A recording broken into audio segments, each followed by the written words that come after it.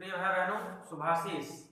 आज का यह वीडियो कक्षा 10वीं सामाजिक विज्ञान में भूगोल विषय के अंतर्गत पाठ 1 संसाधन एवं विकास का तीसरा भाग है। भैया बहनों, आज आप संसाधनों का महत्व एवं संसाधनों के विकास के बारे में जानेंगे। भैया बहनों, संसाधन प्रकृति द्वारा दिया गया मानव समुदाय के लिए, मानव समुदाय ही नहीं समस्त प्राणियों के लिए एक निःशुल्क उपहार है। संसाधन हमारे विकास की धुरी है। संसाधन हमारे जीवन की संकल्पना को साकार करता है। संसाधनों के बिना हमारा जीवन संभव नहीं है।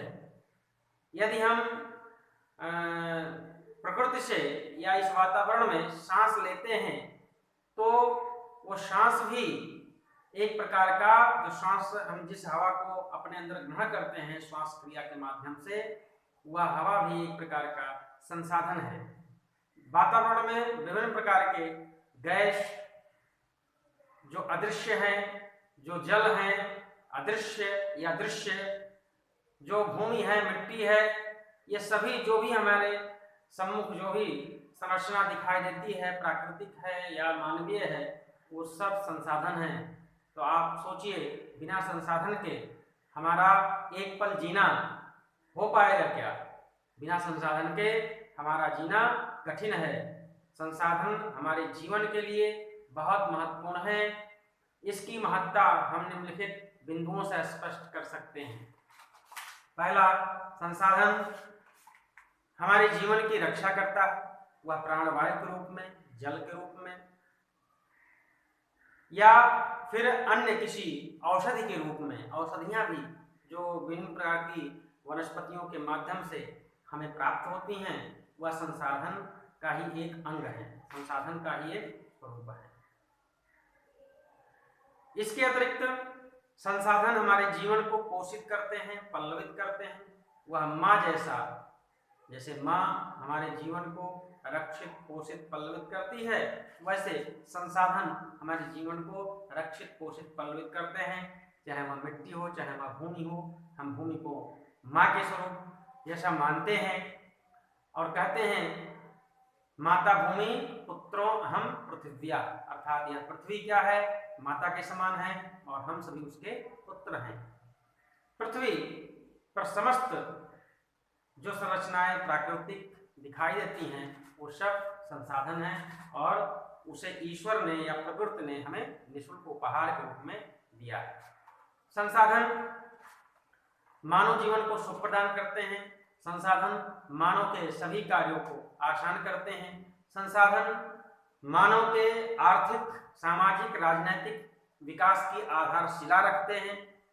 जैसे संसाधन के रूप में आपका सड़क है, बस है, रेल है और वायुयान है, जलयान है, ये सब एक प्रकार के संसाधन हैं जो प्राकृतिक संसाधनों को मानव अपने उपयोग के लिए उसको अनेक स्वरूपों में परिवर्तित कर दिया है। लोहा है, लोहे से जहाज बना दिया, और पत्थर है, पत्थर से और तारकोल से जो पेट्रोलियम का कचरा होता है उससे सड़क बना दिया, लोहे से रेल की पटरियां बना दी, वायुयान बना दिया। लेकिन लोहा क्या है? खनिज संसाधन है। तो मानव अपने उपयोग के लिए, मानव अपनी सुविधा के लिए उसको विभिन्न स्वरूपों में परिवर्तित करके अपने लिए उपयोगी बना दिया। तो इस प्रकार संसाधन हमारे जीवन को आधारशिला रखते हैं, हमारे औद्योगिक, राजनीतिक विकास की आधारशिला रखते हैं। संसाधनों के बिना हम जीवन की एक पल भी कल्पना नहीं कर सकते। तो संसाधन हमारे जीवन के लिए, हमारे जीवन की रक्षा के लिए कितना महत्वपूर्ण है, इन कुछ बिंदुओं से स्पष्ट हो जाता है। इसके अतिरिक्त जो भी हमारे व्यक्तिगत दिनचर्या है, सामाजिक दिनचर्या है, सब संसाधनों के माध्यम से ही पूर्ण होते हैं। रोटी, कपड़ा और मकान, ये कहाँ से होता है? अगर हम इसके मूल में जाएं तो ये एक प्रकार के संसाधनों से ही हमारा पूर्ण होता है। हाँ, वह जो धागा है, वह जो रुई है, कपास है, उसको मानव अपनी उपयोगिता के अनुरूप बदल करके वस्त्र तैयार कर दिया, ये अलग की बात है। लेकिन वह धागा, रुई हमें प्रकृति द्वारा मिला निःशुल्क उपहार है। तो संसाधन दो प्रकार के, जैसे मैंने बताया कि मानवीय और प्राकृतिक। तो प्राकृतिक संसाधनों के स्वरूप में मनुष्य परिवर्तन करके अनेक प्रकार की वस्तुओं का निर्माण कर देता है, तो वह मानवीय संसाधन हो जाता है। तो इस प्रकार संसाधन का महत्व हमारे जीवन में अत्यंत प्रभावी है। बिना इसके हम जीवन की संकल्पना नहीं कर सकते। अब आता है संसाधनों का विकास। संसाधन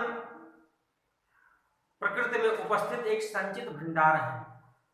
जैसे कि आपको इसके पूर्व बताया गया है, पूर्व के वीडियो में, कि संचित कोश हैं और भंडार कोश हैं, विकसित कोश हैं, अनेक प्रकार के, इसको अनेक वर्गों में बांटा गया है संसाधनों को। तो संसाधन इस धरती पर भंडार के रूप में विद्यमान है। इसके उपयोग के लिए हमें प्रौद्योगिकी, तकनीकी चाहिए, तकनीकी ज्ञान चाहिए। इस ज्ञान के बल पर हम संसाधनों की खोज करते हैं, संसाधनों के उपयोग की विधि जानते हैं और उनका उपयोग मानव के हित के लिए करते हैं, मानव के कल्याण के लिए करते हैं, जन कल्याण की भावना से प्रेरित होकर के उसका उपयोग करते हैं। कभी कभी ऐसा भी होता है कि संसाधनों का विकास कुछ व्यक्तिगत निजी धनवान लोग अपने स्वार्थों के लिए करते हैं, और जब वो अपने स्वार्थों के लिए विकास करते हैं, संसाधनों की खोज करते हैं, तो वह संसाधन बहुत बड़े समुदाय के लिए हानिकारक सिद्ध हो जाते हैं। जैसे अभी आप यदि समझ लीजिए कि 5G टेक्नोलॉजी का विकास हुआ है, जो नेटवर्किंग के क्षेत्र में, सूचना प्रौद्योगिकी के क्षेत्र में, वो 5G टेक्नोलॉजी को अगर वैज्ञानिक शोध करें, नहीं कर रहे हैं, लेकिन कुछ ना कुछ कहीं ना कहीं से कुछ समाज सेवियों ने शोध किया, तो वह पूरे मानव समुदाय के लिए हानिकारक सिद्ध हो रहा है। आज जो कोरोना महामारी है, उसको और हवा देने का काम ये 5G टेक्नोलॉजी, सूचना प्रौद्योगिकी के क्षेत्र में जो उपयोग में लाई जा रही है, ये कर रही है। सांस की बीमारी और अनेक प्रकार के कैंसर, अनेक प्रकार की बीमारियों को लाने वाली ये 5G टेक्नोलॉजी है। ये टेक्नोलॉजी का उपयोग कुछ पूंजीपति लोग अपने पूंजी के विस्तार में, अपने धन के विस्तार के लिए करना चाह रहे हैं और कर भी रहे हैं, परंतु यह बहुत बड़े समुदाय के लिए, बहुत बड़े मानव समुदाय के लिए घातक सिद्ध हो रही है। इस पर रोक लगना चाहिए। सरकारें भी, विश्व के सभी सरकारें इस पर मिलकर के रिसर्च करें, क्या यह घातक है कि नहीं है, इस पर शोध होना चाहिए। और इसके पूर्व जो 4G टेक्नोलॉजी आई थी सूचना प्रौद्योगिकी के क्षेत्र में, वो 4G टेक्नोलॉजी प्रत्यक्ष उसका प्रमाण हो गया, बल्कि इस पर एक फिल्म भी बनी है और उस फिल्म में दिखाया भी गया है कि किस प्रकार से यह पक्षियों के लिए घातक रहा है। ऐसे परमाणु बम का आविष्कार, परमाणु बम भी एक प्रकार का संसाधन है। परमाणु बम, परमाणु ऊर्जा का आविष्कार किया जाए, लेकिन बम का आविष्कार करना क्यों जरूरी है, यह विश्व के लिए एक चिंता का विषय है, एक शोध का विषय है कि आखिर इसकी आवश्यकता हमारे लिए क्यों है। अनेक प्रकार के और युद्ध की सामग्रियां हैं, युद्ध की संभावनाएं जो बढ़ाती हैं, ये युद्ध की सामग्रियां एक प्रकार के संसाधन ही हैं। क्यों इसको निर्मित किया जा रहा है, किस लिए निर्मित किया जा रहा है? तो इस प्रकार के आज जो कोरोना महामारी है, एक प्रकार का जैविक वायरस है। ये जैविक वायरस कुछ एक देश के लोग, एक समुदाय के लोग इसको उत्पन्न किए हैं। क्यों उत्पन्न किए हैं? अपने निजी स्वार्थों के लिए। यह भी एक प्रकार का संसाधन है। जो भी जीव जंतु हैं, जो भी वनस्पतियां हैं, ये संसाधन हैं जो मानव के जीवन को आसान बनाने का कार्य करती हैं, लेकिन कहीं कहीं वो किसी के लिए आसानी का काम करती हैं और कहीं कहीं किसी बड़े समुदाय के लिए वह हानिकारक सिद्ध हो जाती हैं। तो जिसके लिए यह आसानी ला रही है, जीवन को आसान बना रही है, वह तो सुखी जीवन व्यतीत कर रहा है। वह निजी स्वार्थों के लिए कि हमारा देश आगे बढ़ेगा, बाकी सभी देश पीछे हो जाएंगे, यह स्वार्थ उसके पीछे है। लेकिन उस देश को छोड़ करके विश्व के सभी देश परेशान हैं। ऐसे अनेक प्रकार के जो संसाधन हैं, जैसे आप जान लीजिए कि झुग्गी झोपड़ियों में निवास करने वाले जो व्यक्ति हैं, उनके झुग्गी झोपड़ियों को तोड़ करके बड़ी बड़ी कंपनियां फैक्ट्री स्थापित करती हैं। उन फैक्ट्रियों के माध्यम से उनको तो लाभ होता है, लेकिन अनेक जो है जो झुग्गी झोपड़ी में निवास करने वाले लोग हैं उनको आवास नहीं मिल पाता, उनको भोजन नहीं मिल पाता, उनका रोटी रोटी छिन जाता है। तो ऐसे अनेक प्रकार के जो लोग हैं वो संसाधनों का शोषण कर रहे हैं, संसाधनों का दोहन न करके उसका शोषण कर रहे हैं, उसका दुरुपयोग कर रहे हैं। संसाधनों का विकास सदुपयोग के लिए होना चाहिए, मानव कल्याण के लिए होना चाहिए, जन कल्याण के लिए होना चाहिए। इस प्रकार की भावना से प्रेरित होकर के और संसाधनों का विकास किया जाए तो ये अति उत्तम रहेगा और सबके लिए कल्याणकारी रहेगा। इसके अतिरिक्त संसाधनों के ठीक प्रकार से दोहन के लिए और संसाधनों के विदोहन से जो उत्पन्न संकट हैं उन संकटों पर चर्चा करने के लिए सन 1992 ईस्वी में और ब्राजील जो एक शहर है, ब्राजील के एक बड़ा औद्योगिक नगर है रियो डी जेनेरो में एक विश्व के कुछ प्रमुख देशों का एक सम्मेलन बुलाया जाता है और उस सम्मेलन में